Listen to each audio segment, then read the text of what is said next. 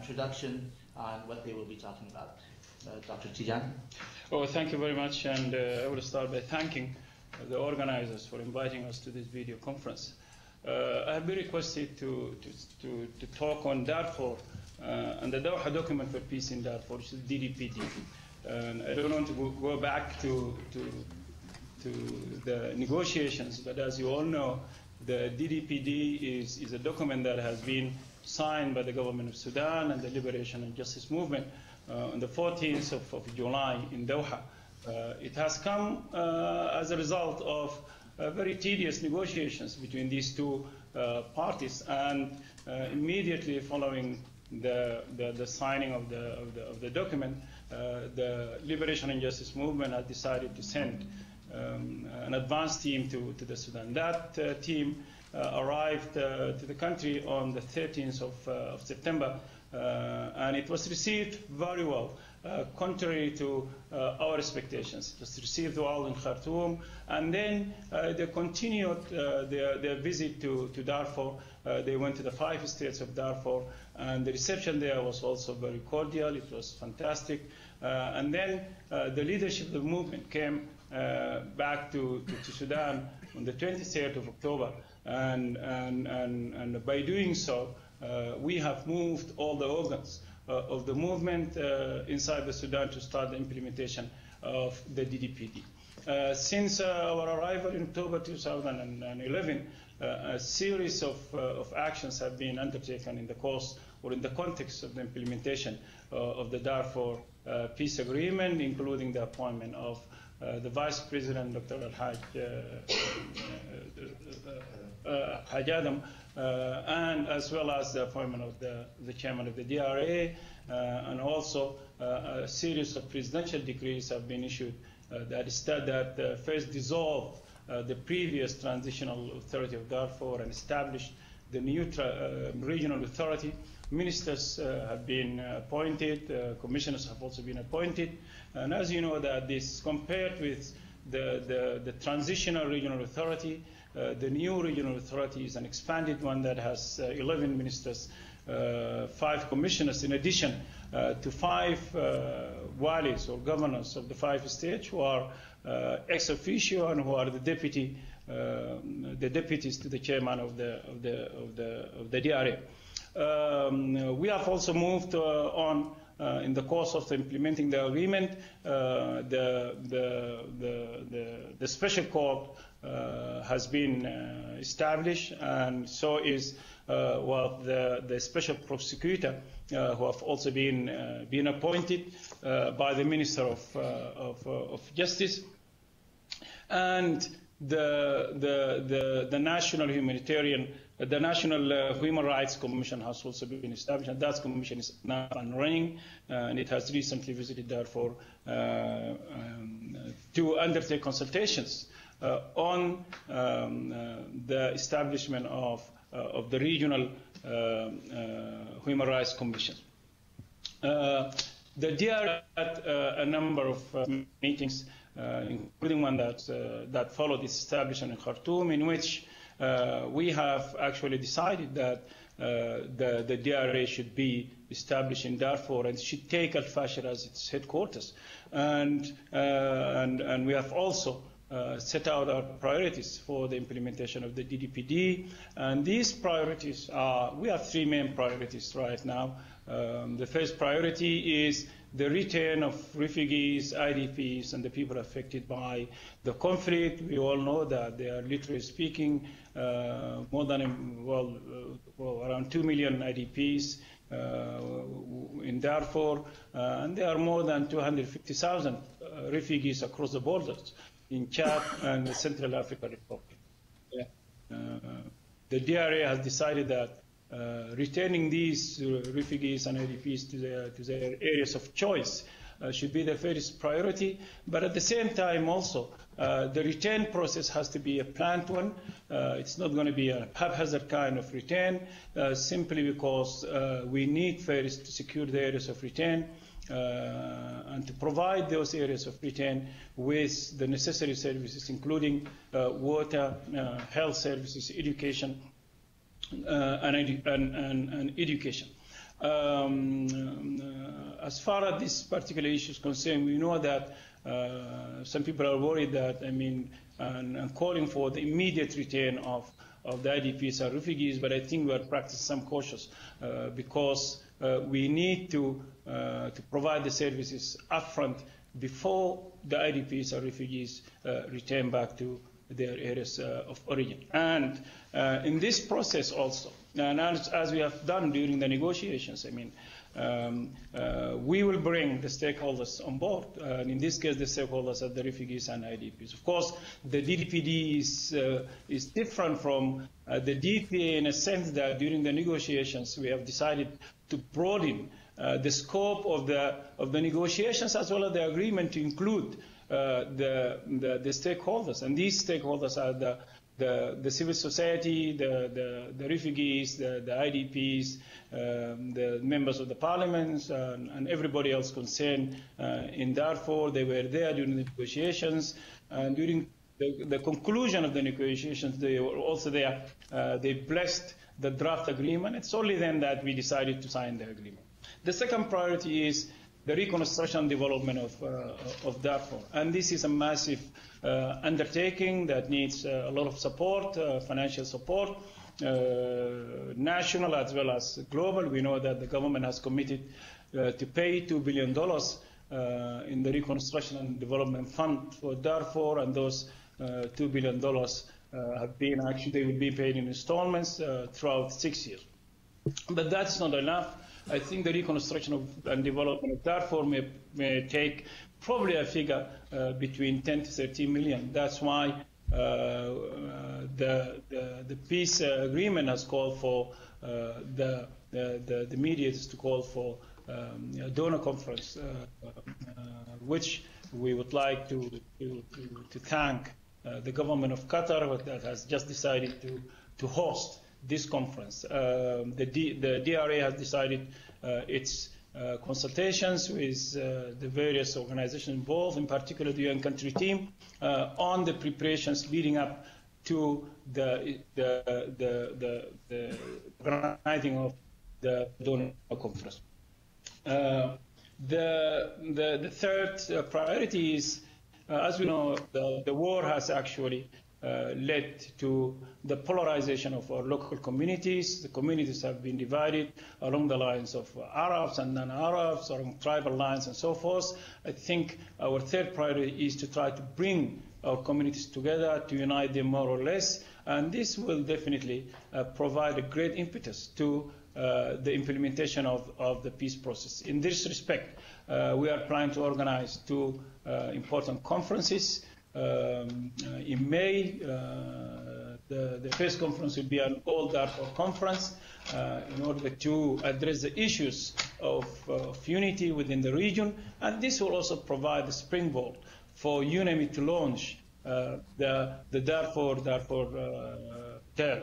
The other conference is the Return Conference, which will actually bring the leaders of the refugees and IDPs together.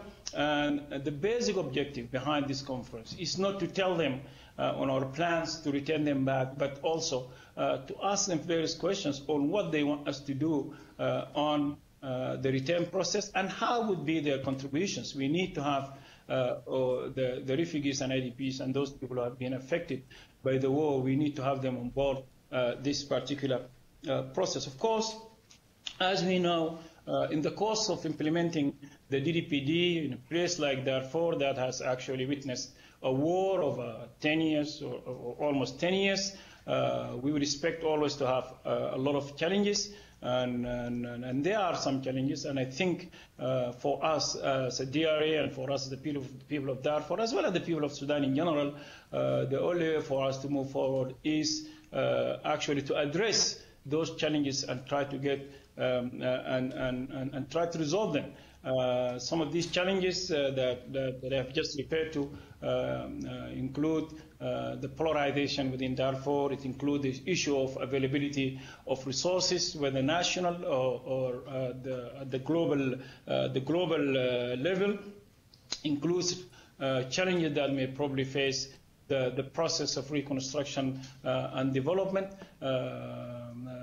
At the security level, of course, we have some non-signatories, some of the movement that have yet to sign, but as you all know also in the DDPD, we have actually, what we have done in the DDPD is to allow some period for those non-signatories to adhere to the agreement. We will continue to engage with them and persuade them to join the agreement, particularly that it's very clear, as we may see, that the people of Darfur, substantial number of the people of Darfur, substantial percentage of the people of Darfur are actually supporting the Doha peace process, and they would like to see an end to the misery, to their miseries. And the only way to do is to stop the war for once and for all.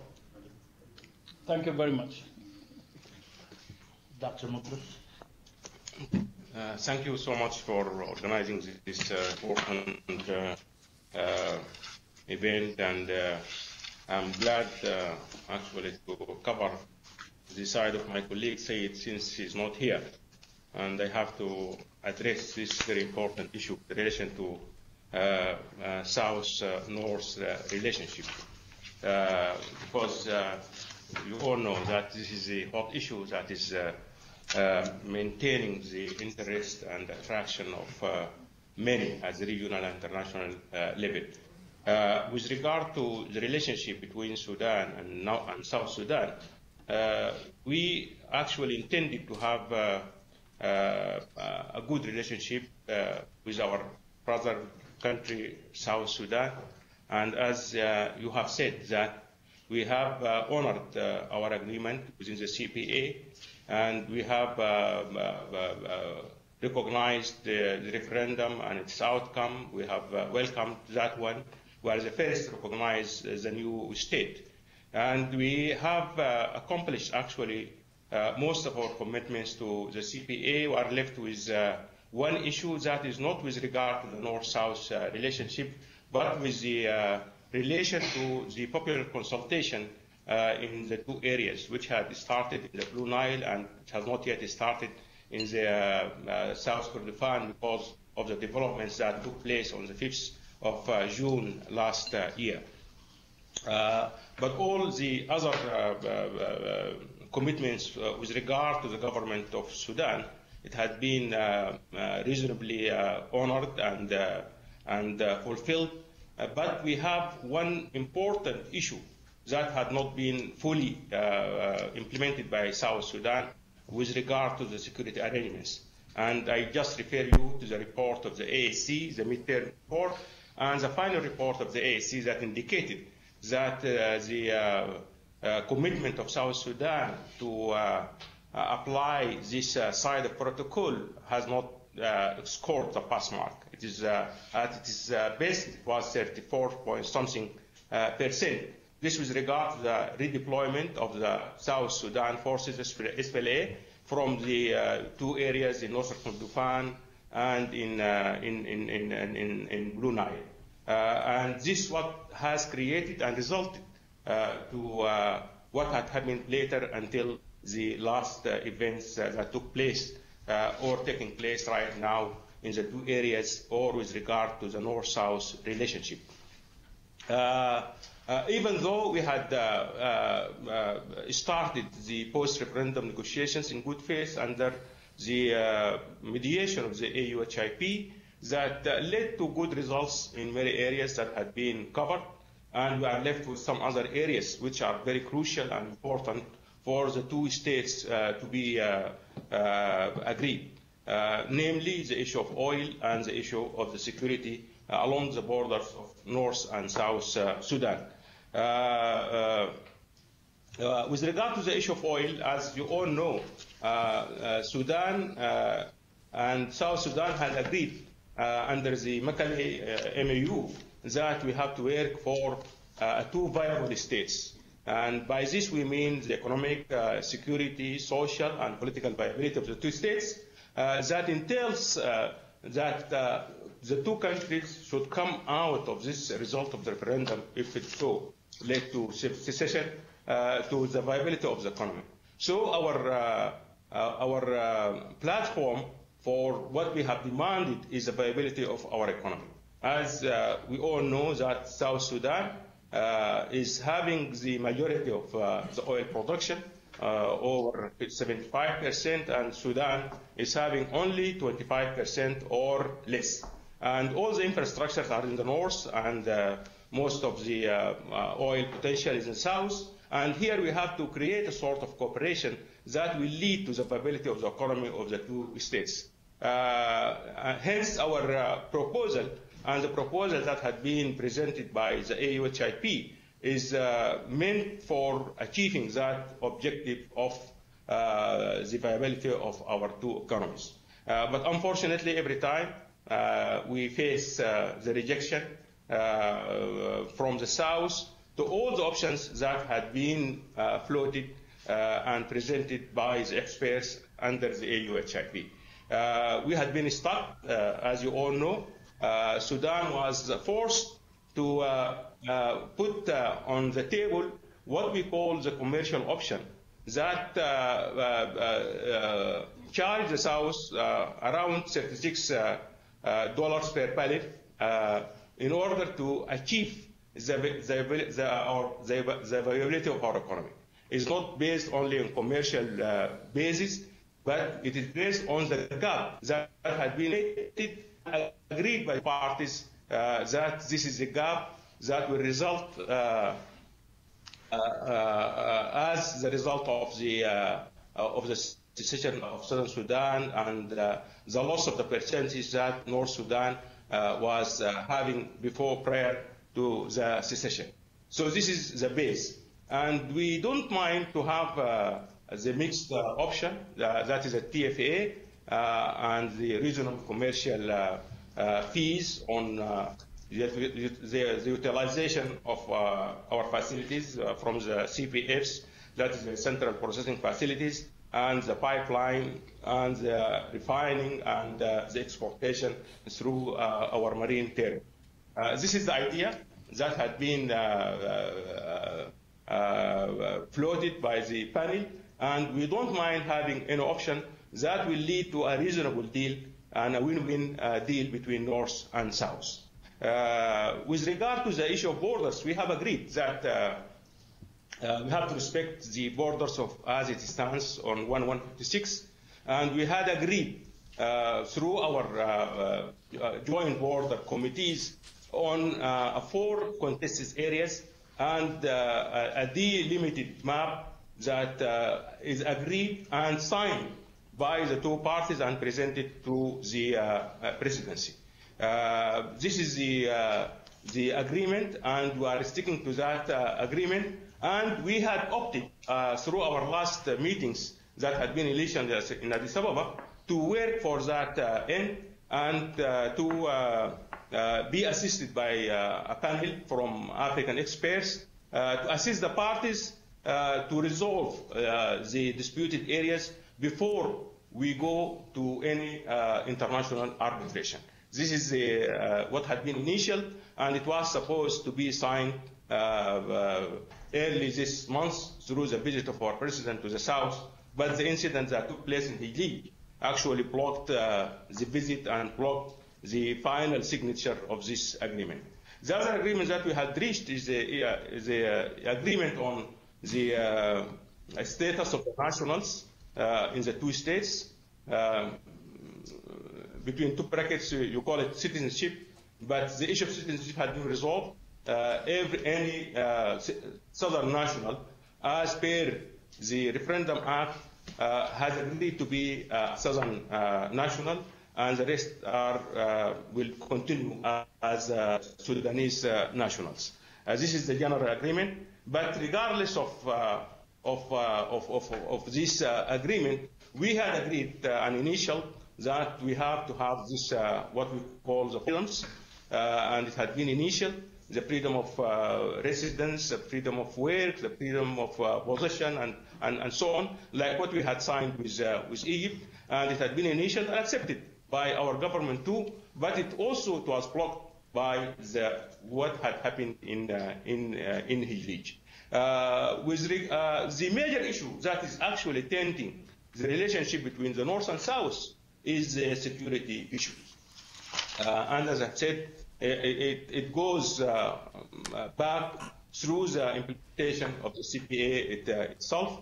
And up to now, we are having a linkage between the SPLA and the 9th and 10th divisions in the two states, in Northern Kordofan, in Southern Kordofan and Blue Nile. We are having the continuation of support and direction from the leadership of the SPLA in the south towards these two divisions. We are having the problem of harboring some of the movements that had not accepted the Doha Agreement.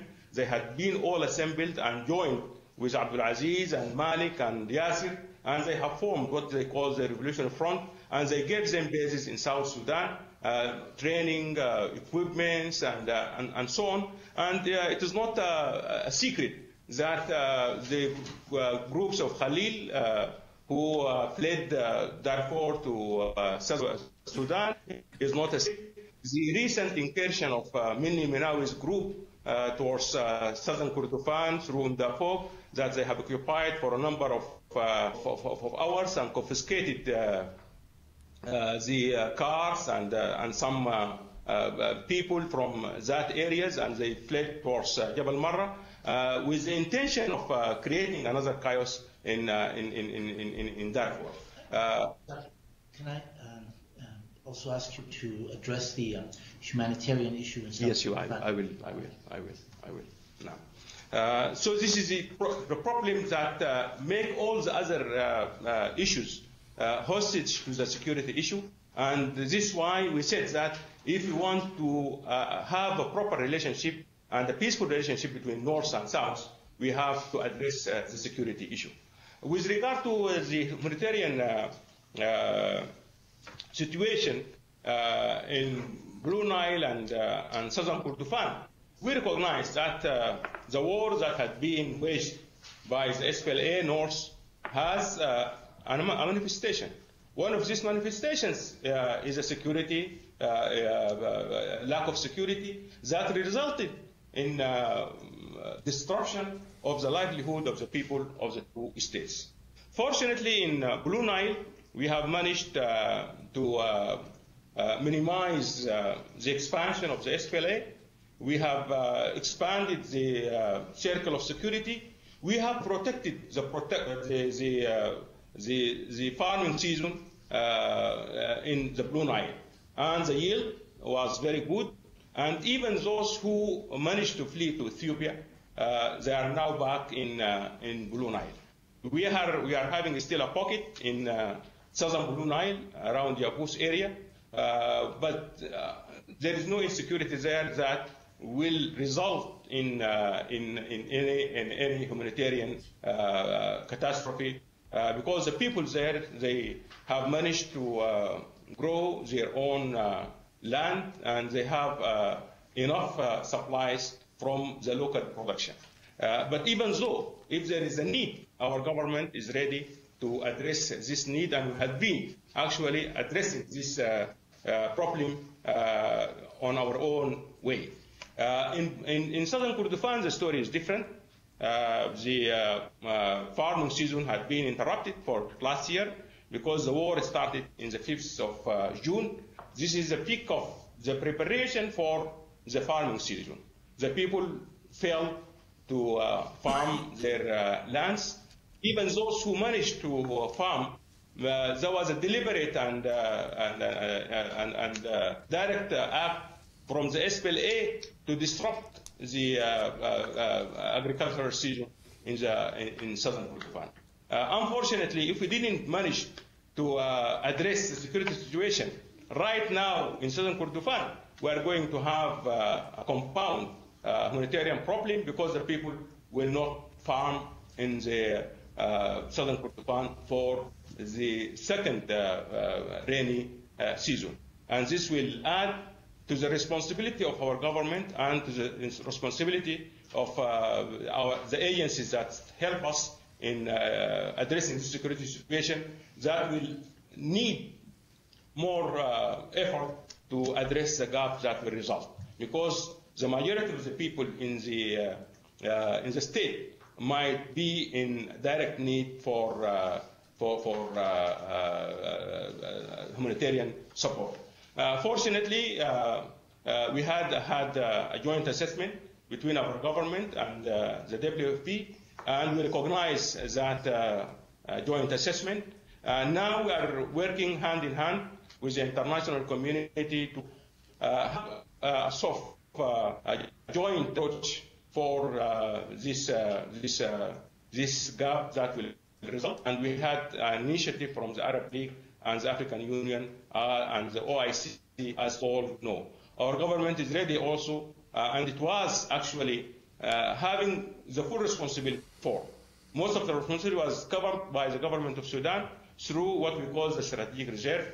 We had managed to cover the need of the states, and we can't claim that we are covering all the needy areas in the state, because some of the areas are in the hands of the rebel groups. But even so, we'll think about a way that will not let the rebellion entrench and utilize this humanitarian situation to abuse the need of the people and to recruit the needy towards armed conflict, because we know that food is one of the main weapons that the rebellion will try to take in order to press the people to join the rebellion through their need for direct food support. Thank you. Thank you. To summarize, Dr. Tijani explained how the Darfur Peace Agreement, the Doha, the DDPA, was somewhat different from the past peace agreement, and how it expanded on a number of issues. That a number of presidential decrees that have been issued since last year to address the issue of Darfur, like the appointment of Dr. Haj Adam as the vice president, that a number of bodies have been established to address a number of issues in Darfur, like the National Human Rights Commission, a special court to address crimes committed in Darfur. Three priorities for the regional authority, and that they are the returnees, the IDPs and the refugees, and how to accommodate them back into Darfur, the reconstruction of Darfur, and what that would cost, and the likelihood of a larger budget for that, and that a conference that has been called on by Qatar, a donors conference, to address that. And thirdly, how to bring the communities of Darfur back together to sew back the social fabric of Darfur, and that two conferences are in the planning to address that. Dr. Mutarrif Sadiq also spoke on two issues, one on the South Sudan situation as is, and that the government of Sudan had showed its good intention by accepting the results of the referendum, but not all of the issues that related to the CPA have been implemented, like the popular consultations that were to be implemented in Blue Nile State and in South Kordofan, and issues related to the borders and security arrangements, specifically that was dealing with the SPLM North.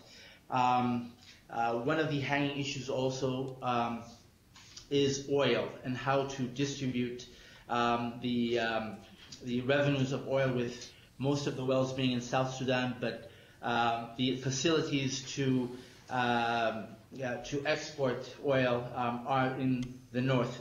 Negotiations in Addis Ababa have been stuck on this, with the mediation of the African Union, but recent events have made those complicated, especially in Heglig. Also, the issue of citizenship for South Sudanese living in Sudan, North Sudan, and vice versa, Sudanese in South Sudan. But one of the main issues also remains security and the relationship between the SPLA North, what Dr. Mutarrif called the 10th and 9th Division of the SPLA, and how that has affected reaching reasonable security arrangements. On the humanitarian situation in Blue Nile State and South Kordofan, the war has had its impact on both regions, interfering with the farming season.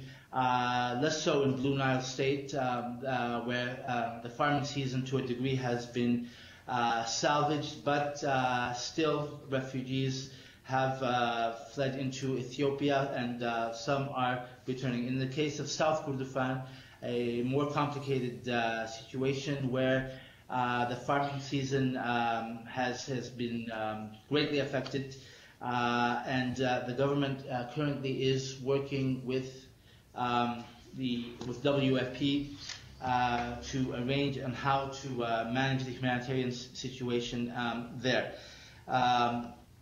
Also, an initiative by the Arab League, the joint initiative by the African Union, Arab League, and the OIC on how to address the humanitarian situation in both states. That's a summary of our panel's introduction, and I give it back to Jonathan in London. Well, thank you very much, Ismail, for that very competent summary, and of course thank you to the two government representatives for giving their point of view. We now come to the London panel here. I mean, because we have limited time and we want to give a lot of time